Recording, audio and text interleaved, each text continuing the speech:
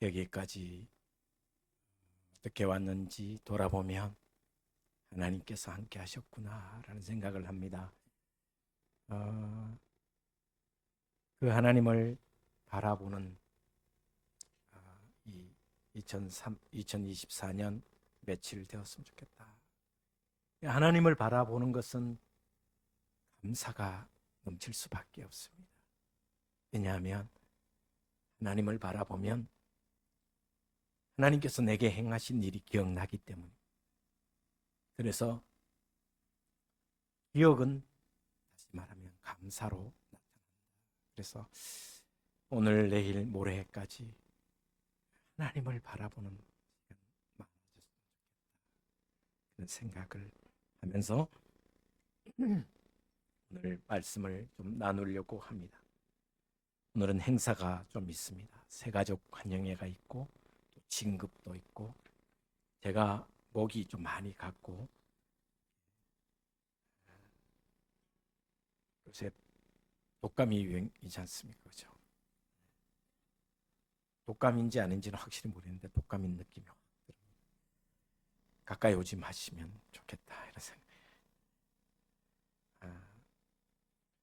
오늘 제가 이 말씀을 오늘 준비하면서 저의 모습을 돌아봅니다. 신경이라는 개인의 이름과 그다음에 목회자라는 이름 타이틀로 나는 어떻게 살았는가 한번 돌아보는 시간을 제 스스로 가지면서 오늘 말씀을 생각해 봅니다. 답다라는 말이 있습니다. 보통 사람을 칭하는 명사에 붙여 그 사람의 입장과 처지에 부합하는 인격을 나타낼 때 그 사람 어른답다, 학생답다, 사람답다, 그 사람 남자답다, 스승님답다, 선생님답다, 그렇게 이야기를 합니다. 모든 사람이 지닌 본질적 속성, 그러니까 본성과 외형적 조건이 조화롭게 합일되어 나타나는 긍정적 인간성을 말할 때 답다라고 이야기를 합니다. 그러니까 본성과 외형적 조건이 하나가 되어서 긍정적인 영향으로 나타날 때 답다, 그 사람 참 다운 사람이다, 그렇게 이야기를 합니다. 답다라는 말을 쓰려면 반드시 두 사람 이상의 상대적 관계가 있어야 됩니다. 내가 남을 말하는 게 아니라 남이 나를 말하거나 남들이 어떤 다른 남을 말할 때 적용됩니다. 내 스스로 내 목사답지 하는 것은 참 어리석은 말이죠. 그래서 답다라는 말은 개인의 가치 기준보다 공동체가 묵시적으로 공인하고 있는 정신적 가치 기준이 개입된 시선이 들어가 있습니다. 그 사람 뭐답다라고 할 때 개인이 아니라 공동체적인 시선이 포함되어 있습니다. 답다라는 평가에는 과학적 논리 기준이 아닌 문화적 성격과 그 사회의 전통적인 도덕 윤리의 가치 기준이 반드시 포함되어 있습니다. 학생답지 않게 그 옷이 뭐냐? 목사답지 않게 그 말하는 게 뭐냐? 이런 표현의 속에는 다음의 인간적 가치를 잘 표현하고 있습니다. 그래서 어떤 사람을 말할 때 다음이라는 말을 붙여주면 그를 인정하는 것입니다. 그 사람 답다라고 하면 그 사람을 인정하는 거죠. 그렇지 않게 할 때, 다음을 잃어버렸을 때, 다음을 잃어버리면 문제가 발생합니다. 다음을 잃어버렸다라는 것은 제 자리를 지키지 못하고 자기 자리를 온전하게 유지하지 못하기 때문에 어려움을 겪게 됩니다. 선생님 다음, 학생 다음, 아버지 다음, 아들 다음, 어른 다음, 아이 다음. 다음을 잃는다는 것은 존재 가치를 잃어버리는 것과 마찬가지입니다. 지금 대한민국을 보시면 다음을 잃어버렸지 않은가. 대통령은 대통령 다음을 잃어버렸고, 또 여당은 여당대로, 야당은 야당대로 다음을 잃어버렸다. 그 사람의 정치적인 것과 개인의 성향 때문에 기본적으로 가져야 할 인격적인 모습, 다음을 잃어버리고 당리당략에만 치우쳐 가기 때문에 결국은 다음을 잃어버리고,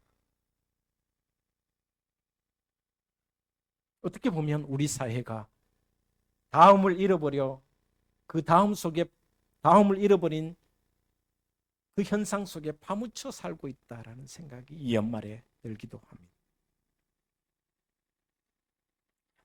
대통령은 대통령 다음이 필요하고, 또 국회의원은 국회의원 다음이 필요합니다. 아무리 저와 여러분이 지도자를 위해서, 목회자를 위해서 기도한다고 해도 본인이 다음을 잃어버리면 그것으로 커다란 상처를 남길 수밖에 없다. 그것이 현실입니다. 요즘 입시철입니다. 수시, 그 다음에 정시가 얼마 있으면 또 시작이 되겠죠. 여러분, 우리 대한민국의 입시를 보면, 자세히 한번 들여다보면 사람을 평가할 때 어느 대학을 나왔느냐, 얼만큼 출세했느냐, 이런 풍토와 이런 환경 속에서 사람이 먼저 되라라는 말은 공부해라는 말에 언제나 뒷전으로 밀릴 수밖에 없습니다. 여러분도 자녀를 키워보지만 공부해라는 말을 먼저 많이 하죠. 사람이 먼저 되라는 말보다 공부해라. 공부. 그러니까 사람의 인격과 성품과 품성에 대한 이야기를 하기보다 공부가 우선인 사회가 우리의 가정들의 모습이고 이 사회의 모습입니다. 그러니까 결국은 이렇게 자란 자녀들이 성장해서 자기밖에 모르는 경우가 많아요. 개인주의, 이기주의, 그래서 사회성이 없는 거예요. 그대로 그냥 자라서 사회의 구성원이 되다 보니까 결국 가치관과 윤리관과 도덕적인 어떤 모습이 온전하지 못한 거예요.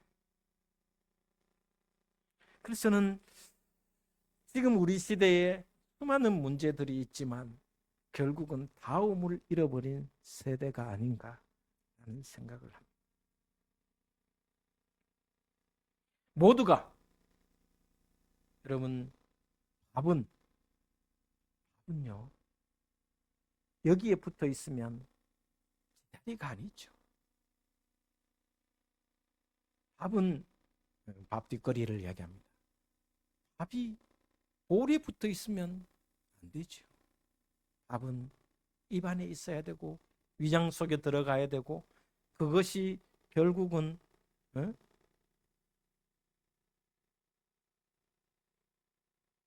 제자리를 지키지 못하니까 결국은 제 모습을 잃고, 그러다 보니까 점점 사회가 어려운 사회가 되어가고 있구나라는 생각을 해봅니다. 무엇이 되기는 쉬운 세상인데 정말 다음 그 사람 정말 답다 인정받는 세상은 점점 멀어져 가고 있지 않은가, 그런 생각을 제가 해봅니다. 저를 돌아봤습니다. 한 해를 돌아보며 둥직교회 담임 목사다웠나? 말씀을 묵상하며 그 말씀에 합당한 삶으로 살았나? 기도하기를 쉬지 않았나? 돌아보니 그렇지 못한 것이 참 많았구나라는 생각을 해봅니다. 그러다 보니까 제 스스로 돌아보면서 오늘 내답지 못한 목회자답지 못한 저의 부족함을 여러분에게 고백을 하면서, 그러면서도 여러분이 저를 위해서 기도해 주시고 교회를 위해서 기도해 주셨기에 우리 둥직교회가 여기까지 오지 않았나. 물론 전적으로 하나님의 은혜지만 여러분의 헌신과 기도와 섬김이 있었기 때문에 오지 않았나라는 생각을 해봅니다. 성경에서는 답게 사는 게 뭘까? 라는 생각을 하면서 제가 오늘 본문 말씀을 찾아보았습니다. 교회도 또 학교에서도 정치도 어느 분야에든 다음을 회복하는 가장 중요한 게 뭘까? 그래서 오늘 말씀을 묵상했습니다. 빌립보서의 말씀은, 여러분, 빌립보서는 어떤 교리 이야기를 하지 않습니다. 중요한 교리나 어떤 율법이나 이런 이야기는 거의 없습니다. 바울이 개척한 빌립보 성도들 간의 사적인 교제와 교훈이 바로 빌립보서입니다. 그 중심 주제가 뭐냐면, 빌립보서의 중심 주제는 그리스도를 중심한 생활, 일상의 삶을 이야기합니다. 그리스도인이 어떻게 일상에서 제대로 윤리적인 삶을 살아야 되는가 내용이 바로 빌립보서의 내용입니다.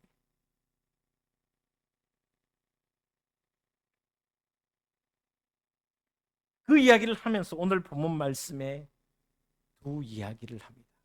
예수님에 관한 이야기를 합니다. 예수께서 하늘 보좌를 버리시고 하나님으로서 영광을 버리고 죄가 있는 인간의 몸으로 오셨다. 이게 뭐냐면 겸손, 낮아지심.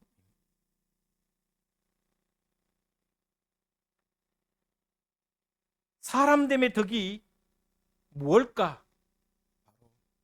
겸손이라는 것을 예수님 스스로 보여주신 내용이 바로 하늘 영광을 버리시고 이 땅에 오신. 내년부터 이런저런 요구가 많아서 우리 교인들 중에 목사님, 우리도 성지순례 한번 2, 3년 후에 계획했으면 좋겠습니다. 그래서 제 생각입니다. 성지순례 단을 모아야 되겠다. 그래서 매달 조금씩 적립해서 한번 가면 좋겠다. 제가 성지순례 한 2번 갔는데, 성지순례 가서 예수님의 그 태어나신 말구유를 한번 가봤습니다. 예수님의 어머니 아버지가 호적을 하러 베들레헴에 왔습니다. 근데 베들레헴에 왔는데 여관방이 없었습니다. 묵을 방이 없었습니다. 그 누구도 빈 방을 내어주지 않았습니다. 그래서 결국 간 곳이 어디냐면 말구유입니다. 구유에 누우셨다. 그런데 여러분, 우리가 생각하는 구유와는 많이 다릅니다. 우리는 마구간이나 소우리가 있습니다. 그죠? 근데 이스라엘의 양이나 소나 말 구유는 지하에 있습니다. 지하. 왜냐하면 기온차가 너무 많이 나기 때문에 낮에 한 40도에다가 한 영상 한 3, 4도로 뚝 떨어지면 30도 정도 차이 나면 이 양들이야 뭐 털이 있기 때문에 좀 덜한데 짐승들이 얼어 죽는 경우가 있습니다. 또 목자들도 그렇습니다. 그래서 대부분의 우리는 어디에 있느냐? 동굴 속에 있습니다. 지하 동굴. 예수님께서 하늘 보좌 하늘 영광을 버리시고 이 땅에 어디까지 오셨냐면 저 지하 밑바닥까지 내려가셨다는 것을 상징적으로 보여주는, 우리가 생각하는 말구유 그런 게 아닙니다. 전혀 다릅니다. 지저분하고 냄새나고, 그리고 가장 밑바닥이 낮아지심. 다음이 뭐냐? 겸손인데 그 겸손은 바로 낮아지. 그래서 오늘 본 말씀 7절에 자기를 비어 종의 형체를 가져 사람들과 같이 되었다. 철저하게 인간다움의 본을 보이셨다는 말씀. 철저하게 사람다움의 모습을 보여주셨다. 그리고 한 번 더 낮아지심. 여러분, 하늘 보좌 하나님이신 그분께서 인간이 되셨고 말구유에 태어난 낮아지심과 함께 또 한 번 더 낮아지셨다. 얼만큼 낮아지셨냐면 이렇게 이야기합니다. 8절에 사람의 모양으로 나타나사 자기를 낮추시고 죽기까지 복종하셨으니 곧 십자가에 죽으심이라. 그래서 예수님의 낮아지심은 두 번의 낮아지심이라. 하늘 보좌 하늘 영광을 버리고 인간다움으로 인간이 되신 겸손과 함께 또다시 죄 없으심에도 불구하고 지셨다. 죽기까지 복종하셨다는 것입니다. 여러분, 이보다 더 큰 겸손이 어디 있겠습니까? 낮아짐이 어디 있겠습니까? 그 당시 십자가는 저주였습니다. 사형수, 특별한 사형수, 아주 흉악한 범죄, 국가 반역죄나 아니면 내란죄나 또 아니면 살인자 중에 최고의 살인자, 연쇄 살인자가 아니면 십자가 형틀에 죽이지 않습니다. 그런데 십자가 형틀에 죽였다라는 것은 스스로 그 십자가에 죽으셨다는 것은 자기를 스스로 복종시켜 죽기까지 하셨다. 저를 돌아봅니다. 나는 정말 자존심 내세운 일이 없었는가? 목사라고 하면서 하면서 하지 않았는가? 낮아짐, 겸손함, 얼만큼 낮아져야 됩니까? 죽기까지 복종하심. 이것이 바로 다음의 모습. 이것이 바로 예수 그리스도께서 우리에게 주신 다음의 모습이다라고 이야기해 주고 있습니다.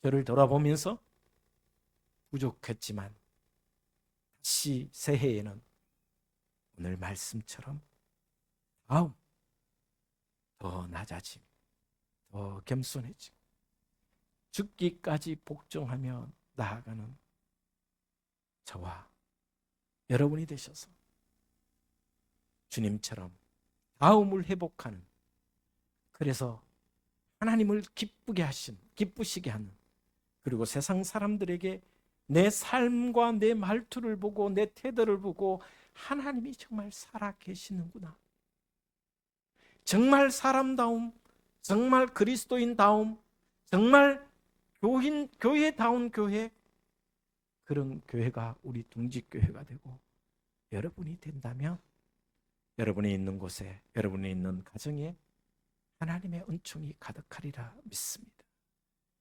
또한 여러분이 속해 있는 공동체 위에 다음을 회복한다면, 겸손과 죽기까지 복종하는 낮아지심이 있다면 하나님의 긍휼하심이 여러분 가운데 넘치게 되리라 믿습니다. 기도하겠습니다. 하나님,